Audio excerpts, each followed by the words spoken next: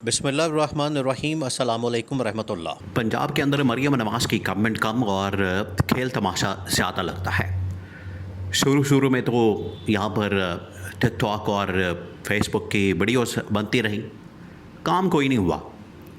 लेकिन अब हालात ऐसे बन गए हैं कि हर रोज़ किसी ना किसी सिटिंग एमपीए का, पंजाब असम्बली के एमपीए का, नून लीगी एमपीए का, मरियम नवाज़ गवर्नमेंट के एमपीए का कोई ना कोई स्कैंडल सामने आता है।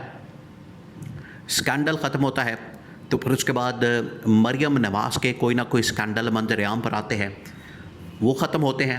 तो अब सीसीडी की जानिब से पंजाब के अंदर कत्ल व गारत की ऐसी दास्तान सामने आई है जिसने पाकिस्तान समेत पूरी दुनिया को हिला के रख दिया, पूरी दुनिया को। और एक ऐसी फैमिली जो कि ऑस्ट्रेलिया से पाकिस्तान आती है हज करने के लिए, हज करने के बाद पाकिस्तान के अंदर वापस आते हैं और उनको रास्ते में डाकू पड़ जाते हैं। डाकुओं को मारने के बजाय सीसीडी उनकी फैमिली के ऊपर हमला कर देती है और फैमिली में एक बच्ची को मार दिया जाता है। और उसके बाद उस घर वाले के 2-3 अफराद शदीद तरीन ज़ख्मी हो जाते हैं। तो पाकिस्तान के अंदर जो सूरत हाल है वो तो आपके सामने है, लेकिन पंजाब के अंदर एक नया खाता खुल गया है जहाँ पर ना सिर्फ सूरत हाल दिन ब दिन बिगड़ती जा रही है, अमन व अमान की लाकानूनियत बढ़ती चली जा रही है, अमन व अमान की सूरत हाल ख़राब हो रही है। और ऊपर से ये जो सीसीडी की जानिब से कत्लेआम जारी है, देखें ये बहुत बड़ी डेवलपमेंट हुई है जिसने पाकिस्तान समेत ऑस्ट्रेलिया के अंदर भी ये आवाज़ें सामने आ रही हैं। ऑस्ट्रेलिया से भी ये बाकायदा डिमांड सामने आई है, उनकी जानिब से मुतालबा किया गया है कि पाकिस्तान के अंदर ये जो वाक़या पेश आया है ना सिर्फ इसकी तहकीकात की जाए, इसकी इन्वेस्टिगेशन की जाए, बल्कि जो भी इसमें मुलविस है, जो भी इसके अंदर शामिल है, उसको सज़ा दी जाए। बिल्कुल उसी तरीके से जिस तरीके से बेईमाना तरीके से या बेरहमाना तरीके से या खौफनाक और भयानक तरीके से उस बच्ची को मारा गया है, बिल्कुल उसी तरीके से इसके मारने वालों को भी सज़ा दी जाए। अब ये डिमांड ऑस्ट्रेलिया से सामने वाक़या क्या हुआ, मामला क्या हुआ? देखिए पंजाब के अंदर तो ऑलरेडी आपको पता है कि सूरत हाल बड़ी ख़राब है। मरियम नवाज़ का कोई पता नहीं चलता, कभी सर्जरी के बहाने, ऑपरेशन के बहाने, कभी छोटा ऑपरेशन, कभी बड़ा ऑपरेशन, उसके बहाने कोई ना कोई मसला चलता रहता है। कभी यहाँ पर कत्लेआम शुरू हो जाता है, कभी यहाँ पर स्कैंडल्स की भरमार हो जाती है। अभी 2 एमपीएस के स्कैंडल सामने आए थे और उसके बाद अब ये नया स्कैंडल सामने आ गया। 2 एमपीए जिसमें एक तो जो साकिब चद्दड़ है उसका एक बहुत बड़ा स्कैंडल एक खातून एक्ट्रेस के साथ, मोमना इकबाल के साथ सामने आता है। उसमें भी ये सिटिंग एमपीए जिसका नून लीग से ताल्लुक़ है, लेकिन आज तक उसके ऊपर कोई कार्रवाई नहीं हुई, बल्कि उस मामले को ही दबा दिया गया, उसको बिल्कुल मंजर से ही आउट कर दिया गया, मीडिया से ही आउट कर दिया गया और उनका ऐसा लगता है कि मुकम्मल करवा दिया गया है।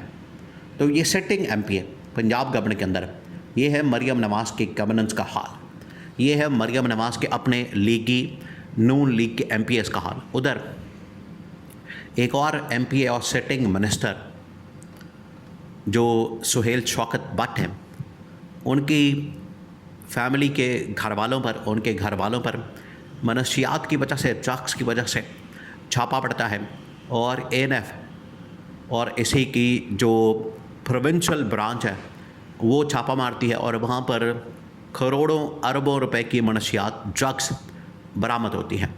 तो आपने पिंकी का क्या रोना है, यहाँ पर तो सेटिंग मिनिस्टर इस धंधे के अंदर मुलविस है।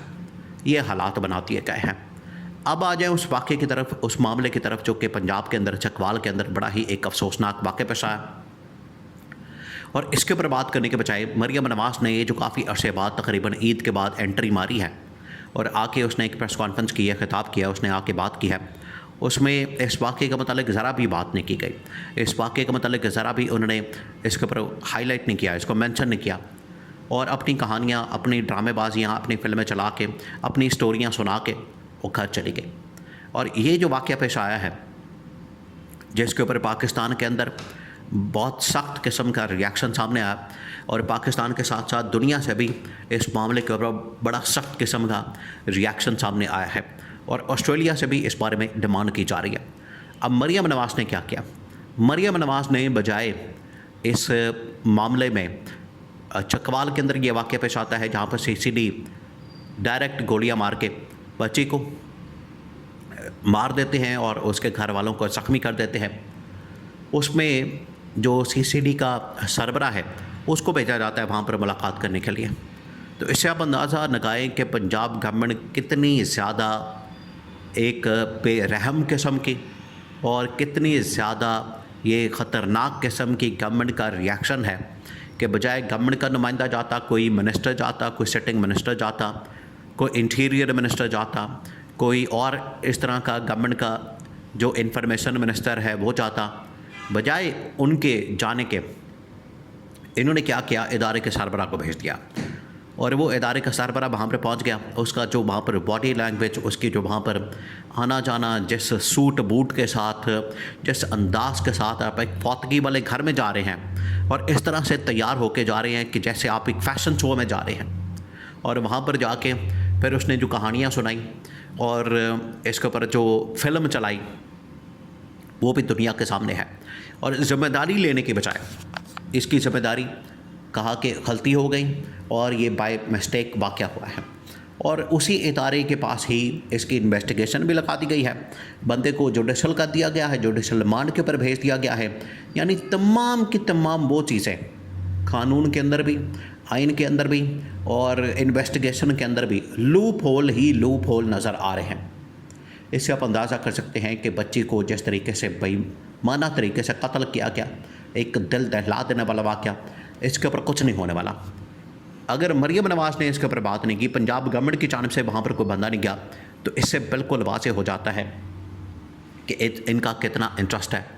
अब ये जो कत्ल गारत है ये अब मौजूदा गवर्नमेंट के ऊपर भारी पड़ सकती है, और इस हवाले से पीटीआई ने फ़ैसला किया कि हम जाएंगे लाहौर हाई कोर्ट के अंदर, और लाहौर हाई कोर्ट में जाके मौजूदा गवर्नमेंट से, मौजूदा हुकूमत से, सिटिंग मिनिस्टर से और चीफ मिनिस्टर या वज़ीर आला मरियम नवाज़ से इस्तीफ़े की डिमांड करेंगे।